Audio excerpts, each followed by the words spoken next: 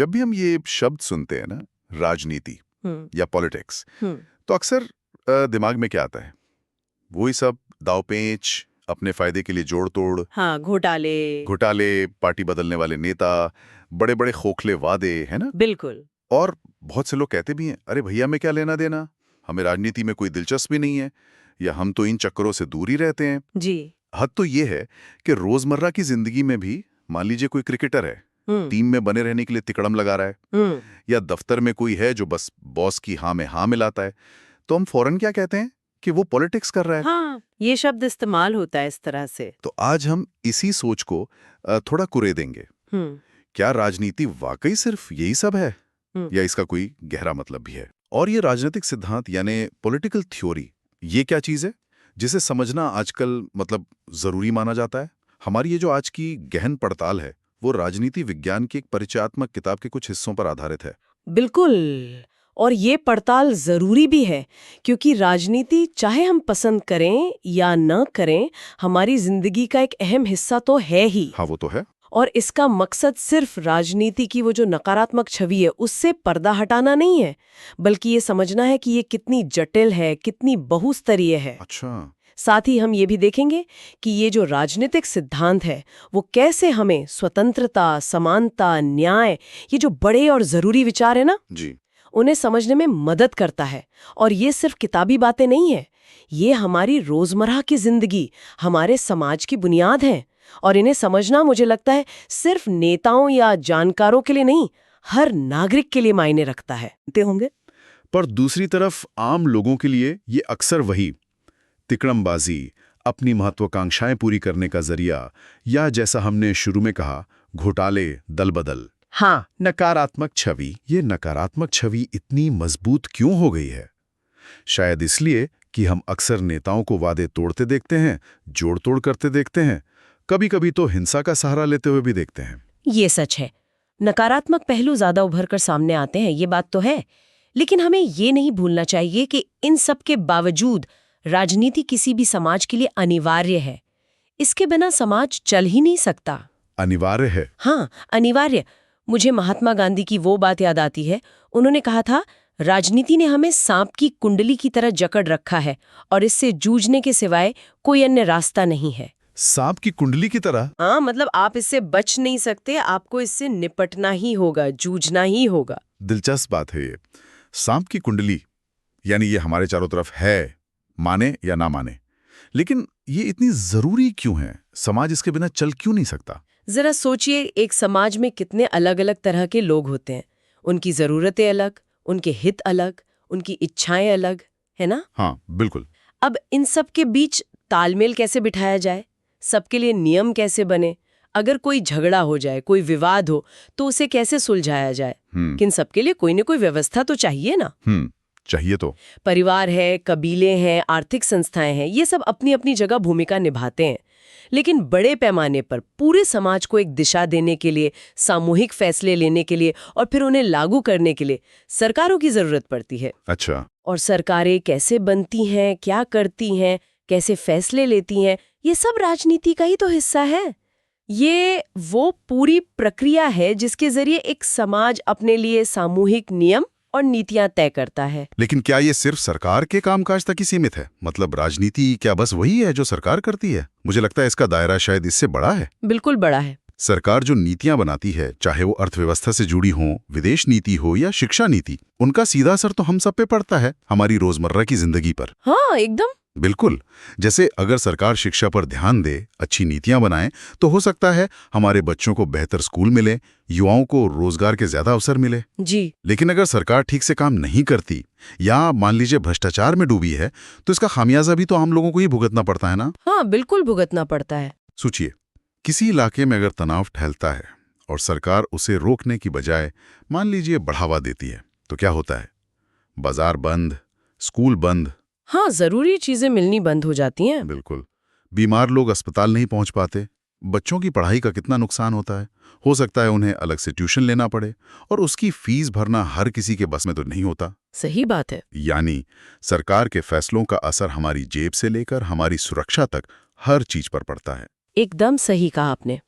और क्योंकि सरकार के कामों का इतना गहरा असर हमारी जिंदगी पर पड़ता है, ये स्वाभाविक है कि लोग राजनीति में दिलचस्पी लेते हैं। वो चुपचाप सब कुछ देखते नहीं रहते। वो अपनी मांगे सरकार के सामने रखते हैं, इसके लिए संगठन बनाते हैं, मुद्दे उठाते हैं, प्रचार करते हैं।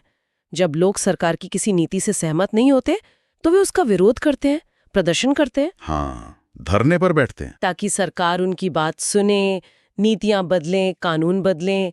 हम टीवी पर बहसें देखते हैं, अखबारों में पढ़ते हैं, दोस्तों से चर्चा करते हैं। कौन सी पार्टी बेहतर है? हाँ, कौन बेहतर काम कर रही है, भ्रष्टाचार कम हुआ या बढ़ा, आरक्षण की नीति सही है या नहीं, फला नेता चुनाव क्यों जीता या हारा, ये सब बातें होती हैं। होती तो हैं। तो कुल मिलाकर राजनीति वहीं से शुरू होती है जहां इस बात पर मतभेद होता है कि हमारे और हमारे समाज के लिए क्या सही है, क्या जरूरी है और क्या हासिल किया जाना चाहिए।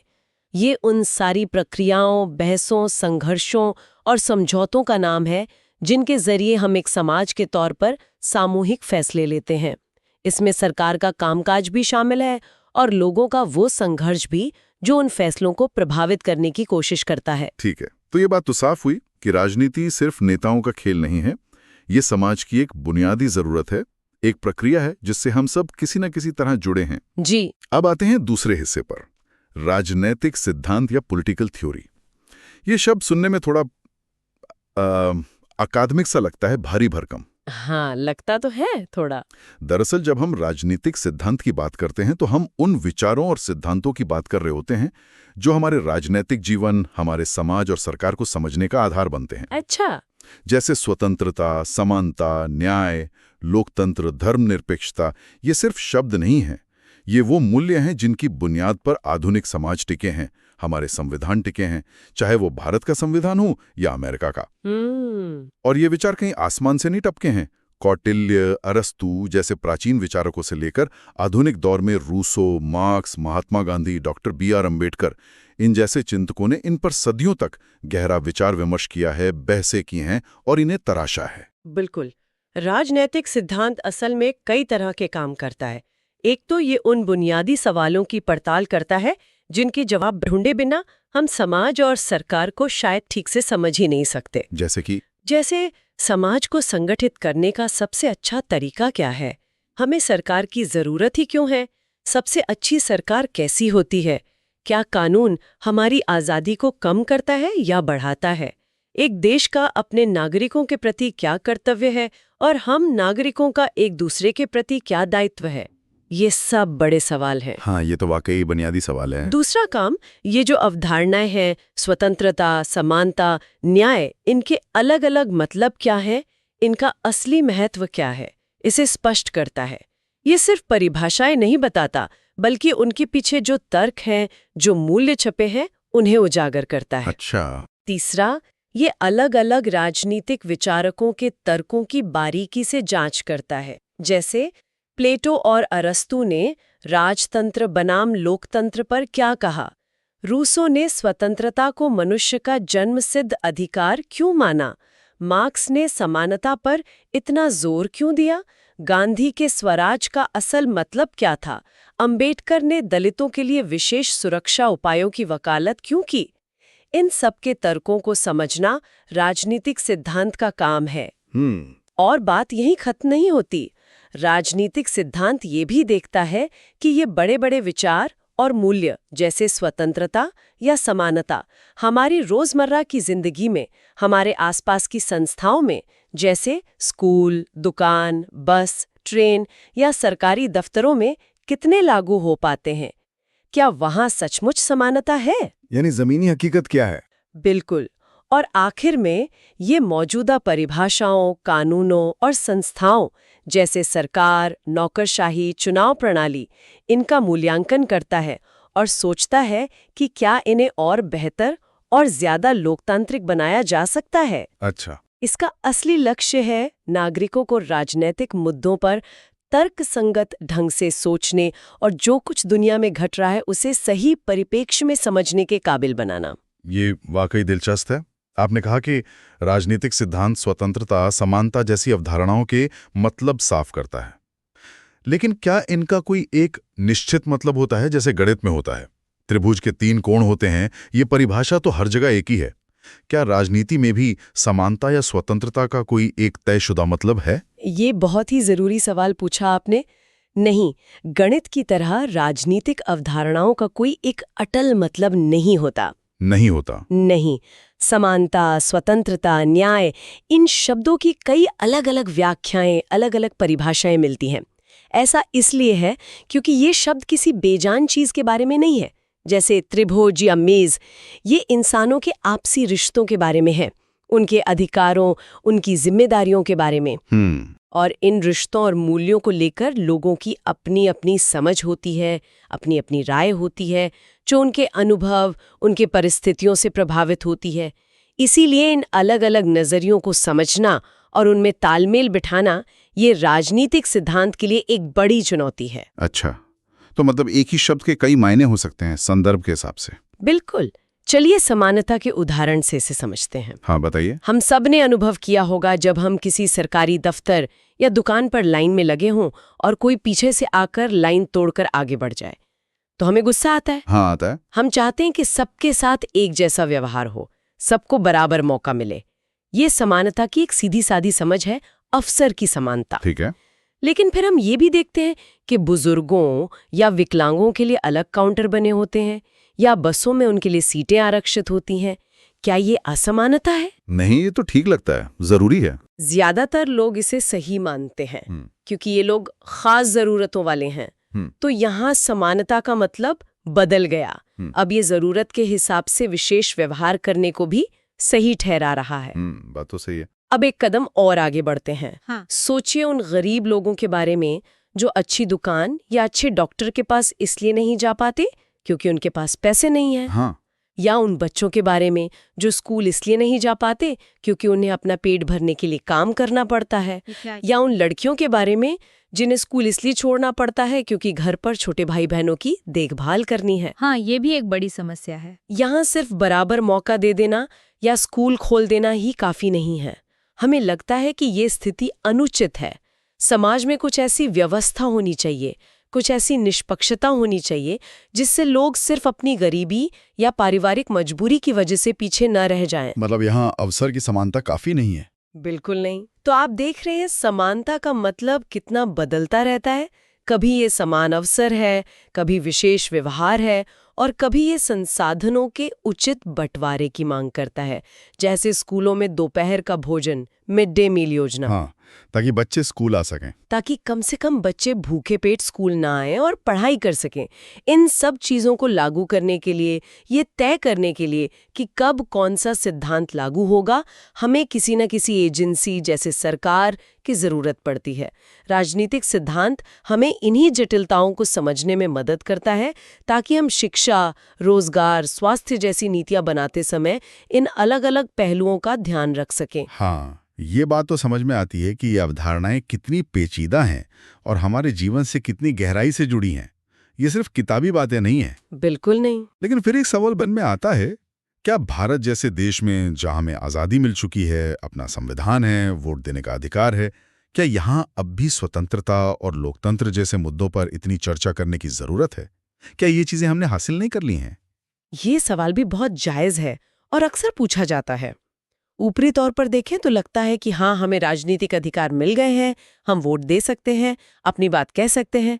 लेकिन क्या ये काफी है? पहली बात, राजनीतिक समानता, जैसे एक व्यक्ति एक वोट, ये मिल जाने का मतलब ये नहीं है कि समाज में हर तरह की समानता आ गई है। अच्छा। आज भी हम देखते हैं कि जाति के आधार पर, धर्म के आधार पर, लिंग के आधार पर, आर्थिक स्थिति के आधार पर कितना भेदभाव होता है। लोगों के पास वोट का अधिकार तो है, लेकिन क्या सबके पास समाज में बराबर के अवसर हैं? क्या सबकी गरिमा सुरक्षित है? कई लोगों के लिए स्वतंत्रता और समानता अभी भी एक दूर का सपना है। हाँ, ये बात तो है। सामाजिक और आर्थिक असमानता तो अभी भी है। बिल्कुल। दूसरी बात, संविधान में भले ही स्वतंत्रता की गारंटी दी गई है, लेकिन समय और हालात बदलने के साथ साथ इन अधिकारों के मायने भी बदलते रहते हैं। उनकी नई नई व्याख्याएं सामने आती हैं। मतलब परिभाषाएं बदलती रहती हैं? हाँ, या कह सकते हैं कि उनका दायरा बढ़ता रहता है। ये कुछ ऐसा है जैसे हम कोई खेल खेलते हैं। मान लीजिए क्रिकेट, नियम तो लिखे हुए हैं, लेकिन खेल के दौरान अंपायर को उन नियमों की व्याख्या करनी पड़ती है। हाँ, नई सिचुएशन आती रहती है। बिल्कुल। और कभी-कभी नई परिस्थितियां ऐसी आ जाती हैं कि नियमों को समझना और लागू करना और मुश्किल हो जाता है। ठीक वैसे ही हमारे मौलिक अधिकारों की भी लगातार नई व्याख्याएं होती रहती हैं। जैसे अदालतों ने संविधान में दिए जीवन के अधिकार की व्याख्या करते हुए कहा कि इसमें सिर्फ जिंदा रहना ही नहीं, बल्कि सम्मान से जीने का अधिकार यानी आजीविका का अधिकार भी शामिल है। अच्छा, ये तो बड़ी बात है। नहीं था, लेकिन लोगों के संघर्ष के बाद इसे एक अलग कानून बनाकर सुनिश्चित किया गया। तो मुद्दे बने रहते हैं, व्याख्याएं बदलती रहती हैं। और तीसरी बात, हमारी दुनिया लगातार बदल रही है। नई तकनीकें आ रही हैं जो नई तरह की चुनौतियां और सवाल खड़े कर रही हैं। जैसे? उदाहरण के लिए इंटरनेट और मोबाइल फोन जैसी वैश्विक संचार तकनीकें, ये दुनिया भर के समाजकर्मियों और आंदोलनों को एक दूसरे से जुड़ने में मदद करती हैं। ये तो है। लेकिन यही तकनीक आतंकवादियों और अपराधियों को भी अपना नेटवर्क फैलाने और नफरत फैलाने का मौका देती है। ये भी सच है। इंटरनेट से व्यापार करना आसान हुआ है, लेकिन साथ ही हमारी निजी जानकारियों की सुरक्षा, हमारी प्राइवेसी का सवाल भी खड़ा हो गया है। हाँ, डेटा प्राइवेसी। बिल्कुल। क्या ऑनलाइन दुनिया में पूरी आज़ादी होनी चाहिए? क्या कोई भी किसी को बिना मर्जी के ईमेल भेज सकता है? क्या सरकार को ये अधिकार होना चाहिए कि वो आतंकवाद का पता लगाने के लिए लोगों के निजी ईमेल पढ़ सकें? मुश्किल सवाल है। हाँ, अगर नियमन होना चाहिए तो कितना और कौन करेगा? सरकार या कोई स्वतंत्र संस्था? ये सब नए और मुश्किल सवाल हैं और राजनीतिक सिद्धांत हमें इन पर सोचने, तर्क करने और शायद कोई रास्ता निकालने में मदद करता है। ये सारी बातें सुन के लगता है कि राजनीतिक सिद्धांत वाकई बहुत प्रासंगिक है, आज के दौर में भी शायद पहले से ज्यादा। जी हाँ। लेकिन फिर वही सवाल कि इसे पढ़ना किसके लिए जरूरी है? क्या ये सिर्फ उन लोगों के काम का है जो आगे चलकर नेता, अफसर, वकील, जज या पत्रकार बनना चाहते हैं? एक आम इंसान जो शायद इनमें से कोई पेशा ना चुने, उसे राजनीतिक सिद्धांत पढ़ने से क्या मिलेगा? नहीं, ये सोच सही नहीं है कि ये सिर्फ कुछ खास पेशों के लिए है। इसके कई कारण हैं कि क्यों हर किसी को इसकी थोड़ी बहुत समझ होनी चाहिए। बताइए। पहला कारण तो सीधा साधा है, जो लोग अभी छात्र हैं उनमें से कोई भी भविष्य में इन पेशों में जा सकता है, तो ये तैयारी में मददगार है। लेकिन इससे भी बढ़कर, जैसे हम सबको थोड़ी बहुत गणित की जरूरत रोजमर्रा की जिंदगी में पड़ती है हिसाब किताब के लिए, वैसे ही राजनीतिक विचारों की बुनियादी समझ भी हमें अपने समाज और दुनिया को बेहतर ढंग से समझने में मदद करती है। ठीक है।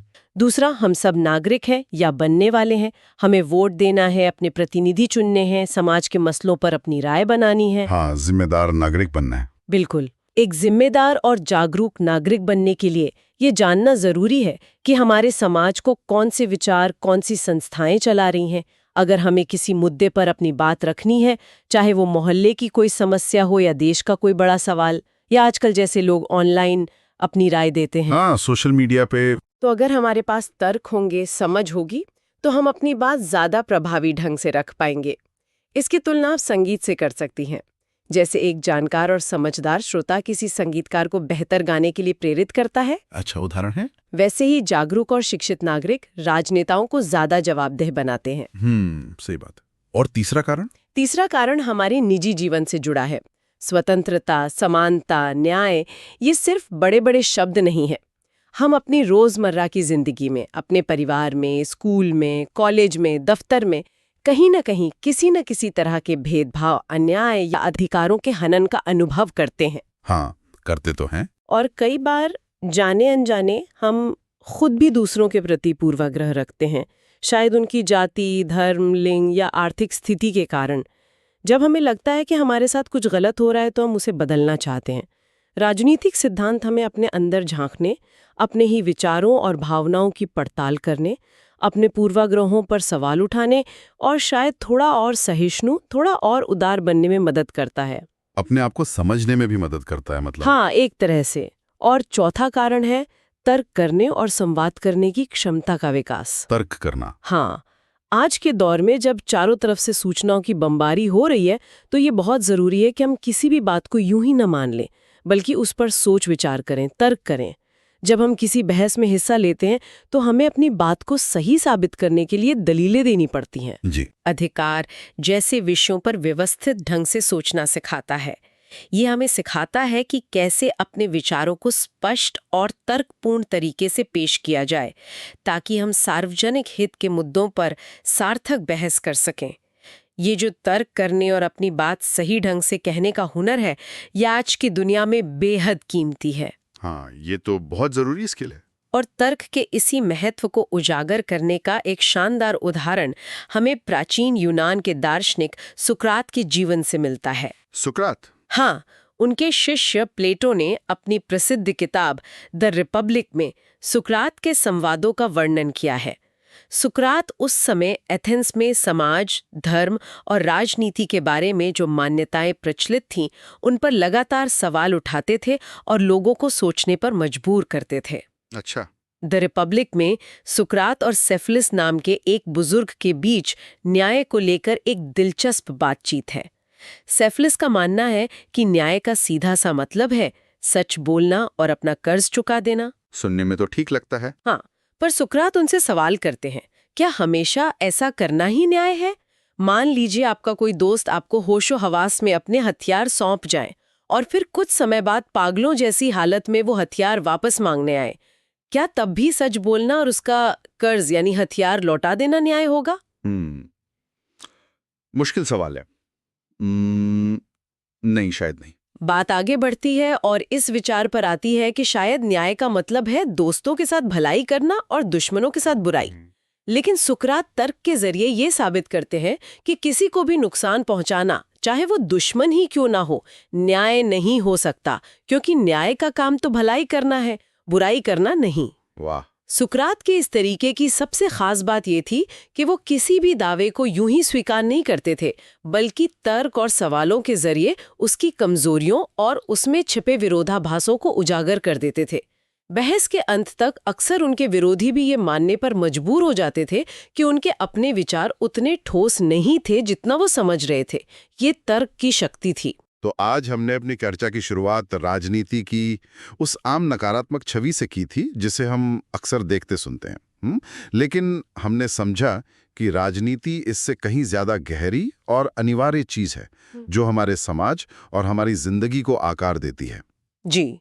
फिर हमने राजनीतिक सिद्धांत की दुनिया में कदम रखा और जाना कि ये कैसे स्वतंत्रता, समानता, न्याय जैसे बुनियादी मूल्यों को समझने, अपने आसपास की दुनिया का आलोचनात्मक नजरिए से मूल्यांकन करने और एक ज्यादा जागरूक, ज्यादा विचारशील नागरिक बनने में हमारी मदद करता है। ये महज अकादमिक अभ्यास नहीं, बल्कि बेहतर समाज बनाने का एक जरूरी औजार एक तरह से। बिल्कुल। और इस चर्चा को समेटते हुए मैं सुकरात के उदाहरण से जुड़ा एक सवाल श्रोताओं के लिए छोड़ना चाहूंगी। जरूर। सुकरात ने हमें सिखाया कि कैसे स्थापित मान्यताओं और सच मान ली गई बातों पर सवाल उठाना और तर्क का इस्तेमाल करना जरूरी है। आज की इस भागती दौड़ती, सूचनाओं से भरी और जटिल दुनिया में हम कितनी बार रुककर अपने खुद के गहरे विश्वासों, अपनी मान ली गई सच्चाइयों या अपने पूर्वाग्रहों पर सवाल उठाते हैं। सोचने वाली बात है। खासकर तब जब हमारी ये मान्यताएं या पूर्वाग्रह दूसरों की जिंदगी, उनके अवसरों को प्रभावित करते हों। क्या हम वाकई उन लोगों के नजरिए को, उनकी दलियों को समझने की कोशिश करते हैं जो हमसे अलग सोचते हैं या जिनकी परिस्थितियां हमसे भिन्न हैं? इस पर सोचना शायद आज पहले से कहीं ज्यादा जरूरी है।